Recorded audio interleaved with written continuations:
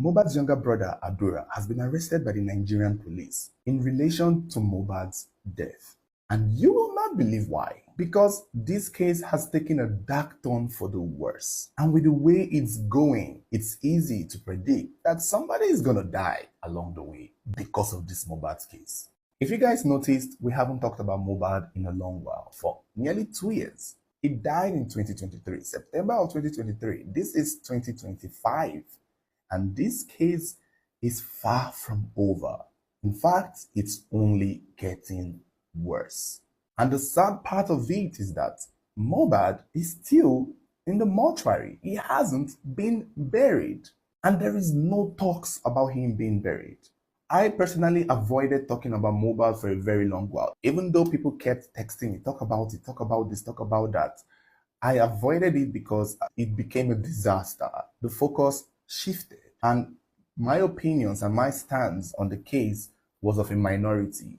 And a few times that I tried to air it out, I got a serious backlash. I got people threatening me. I got people swearing and cursing at me. And I was like, you know what? This is messy. I don't want, let me take a step back and watch from the sidelines. And it's been 2 years. And now a whole lot has happened. And I'm ready to talk. So we are going to talk about it. Now, let's first address the circumstances surrounding Mohbad's younger brother being arrested. I did not really know much. I somehow even lost the storyline. So I had to go and read and research and catch up on what I missed. So it turns out that a Nollywood actor who is also an activist by the name of Mr. Yemi Fabi was the one behind the arrest of Mohbad's brother, Adura. This is a man who has carried Mohbad's case on his head like his personal business.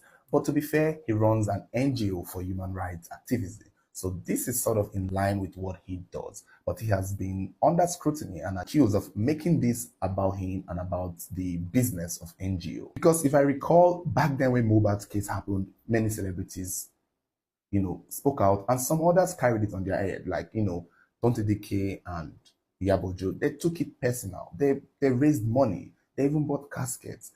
Yabo just spoke to people relating to the case. They tried to find answers and move this case forward using their platform. But what did they get?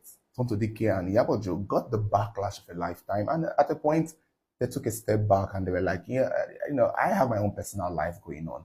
And they left this case to God, or pretty much to the family. However, Mr. Yomi Fadi did not relent.